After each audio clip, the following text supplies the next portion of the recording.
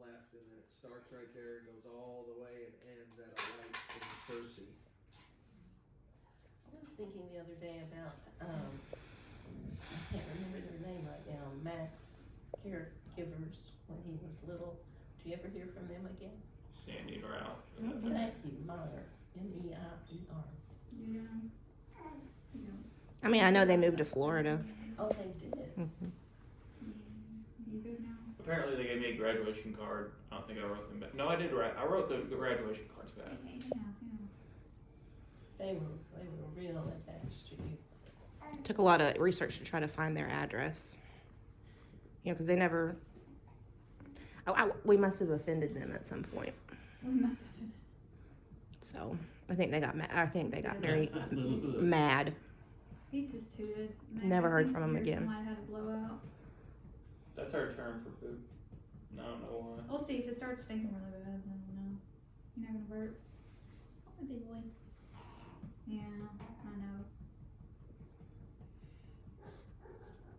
You're supposed to be a good burper. Are you not? No, you can't have another one. No. Yeah. Is that a shirt from the Ponders? Yes, thank you for noticing that. Amy gave me when we were down there, a big stack of clothes. Okay, we'll Because just. I was gonna go to Goodwill in Arkansas. And, of course I go through everything. Dang, this is a good shirt. And it's so soft inside. You okay? And Like it comes your way down low. Okay, here we go. So I got the short sleeve shirt that says Ponder. Got this one. Is it for Ponder Foods? Well, the family name Ponder, it may have been when they went on a family trip, perhaps. That's a guess. And they all had the same shirts, so you could keep up with people in a crowd. Stretches. We need to do that. We need to have matching family reunion shirts. Cool. It worked. I'll tell you though, it worked. Are you happy now? If we had had a bigger budget, we would have done that when we took people overseas in our group, because a lot of them we didn't know. They just always wanted to go to England or France, and you meet them at the airport, and then you've got 25, 30 people to keep up with. Your grandparents gonna check out your eyes. And we saw other groups who all had the same shirt, and I thought, what a good idea. Gray blue. Did anybody ever find out about the tour guide? Didn't he go So missing? did you work with a lot of babies? No. No, never. Nope. Are they all just like older individuals? Because usually, I guess. Well, most of ophthalmology is adult. Okay, And yeah, after that a makes while, sense. I quit inquiring. We had a. That was strange though. If Was it you on had one of not his trips Done well with your that he went missing? background, you can call the only pediatric Oh. ophthalmologist outside of Children's Hospital was in our office. Oh, okay. Dr. Burma. She, the way she described it to me, my elementary understanding of ophthalmology was, I think she was the person that, like, if like a baby was born cross-eyed, she makes her eyes straight. Is that right? Yeah, that's what she did most of her surgery is strabismus surgery. Yeah. Okay. We're talking about Chris Buras. So his eye was okay. He Who's this had one? a partner named Bill. Bill was Doesn't have the yellow older, stuff anymore. and it was so. a proper relationship. And Chris had a longtime girlfriend. They lived in Florida in the same house and had the office set up. And Maybe years. that was the reason he said, I can be anybody you go to on marketing these trips for how much it's gonna cost. So all our trips were $1,099. And then if you wanted to go off somewhere, then that would be extra. So, we were, boy, I'd have to put a pencil to it. We were together for about 12, 15 years doing these trips. And the purpose was to promote Robert's practice. Right. And forgive me if I repeat, but on one of the meetings overseas, Dr. Gary Haas said, I did not know Dr. Berry was such a nice person. Because in the medical system, they always refer back to the one they always refer to. And that person gives them a Christmas gift. But overseas, he was offering continuing education credit for them, like getting speakers and doing all the setup. So their win-win was they got to go somewhere they'd never been and wouldn't know how to go to on their own. And they would be shepherded by Chris. And then they would get credit and could write off the expense on their taxes. Which wasn't legal, but a lot of them did it anyway. I was thinking the same thing, because I was like, it's not like a legitimate Well, education course. Like, I know it was for education purposes, but like, it wasn't like an institution. Right. there was a And you had to have like a 1098 or something like that. if there was something they could go over there and get that they could not get in the United States, then it was legal. And in Switzerland, they were doing lasers. Can you remember? So No, in Switzerland, I set up an appointment at Bern Hospital at the University of Bern, in Bern, Switzerland, for a tour, which wasn't an educational thing. And when this group of optometrists got to Switzerland, I had an invited speaker to come and give a short talk. And they said, tell us about optometry in Switzerland. The guy said, there are no optometrists in Switzerland. We don't have optometry. We have ophthalmology and opticians. Opticians do what? Make glasses. Oh, okay, didn't know that. And in Switzerland, opticians also dispense contact lenses, things like this, the way it was. But there's no optometry.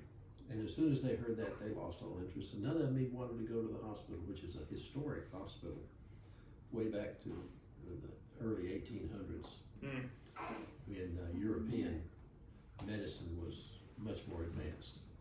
but anyway, everywhere we went, even in Greece, we would try to get something set up at the hospitals so that they could say on their continuing their paperwork, I've been to Athens and I saw da-da-da-da-da, and it worked real well. Whether anyone was ever audited, I don't know that, but it continued their education, gave them a lot of prestige. But for Robert's end, that's where they learned he was such a nice person and began to refer their patients to Dr. Berry. But what now with Chris? What happened to him? He just disappeared, and the trips had kind of wound, we weren't doing them right then, and he just disappeared. He and his partner Bill, I think Chris probably had some kind of breakdown because Bill was older, he lost bowel control, he was really bad, and Chris just couldn't deal with it. I think he just left. The sad part is his home and property is right where Donald Trump is. Donald Trump, that house in Florida, was his neighbor, and he had also bought an extra lot. So it was a gated community, and he had really wealthy neighbors, and he was offered many times, sell your plot, but he never did. So when he disappeared, and his sister couldn't get in touch with him, and I believe she was in Louisiana, she went down there, and he had just walked off from everything. But she had a horrible time getting into the house because he left no directions, he left no will, he left nothing. Yeah, You mean Bill or Chris? Can you give me a Chris, second? his Sister. sister, left.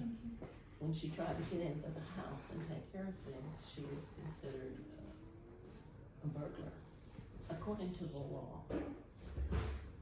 But anyway, she finally got a bunch of court papers and was able to go in and see that everything was just like he left it. It hadn't been robbed. There was nothing she could find that indicated why he left. My idea was he had a girlfriend in Hawaii, and maybe he went down there for her. Even his email says maybe Chris Iris at aloha.com. He left Hawaii. Just an idea, but he didn't die. He he just couldn't take it and had a breakdown. He couldn't take the travel business, or he couldn't take his His partner. His partner losing bowel control. Bill died. Bill died. Bill, yeah, finally died after Chris got him into some kind of facility. But Chris was taking a group, just like our group. That was his modus operandi, was to take corporate groups. And he used to do a trip with GM executives every year, and it was a big blowout. He spent a lot of time getting ready for that. Put a lot of effort into it, and they spent a lot of money. And our group was much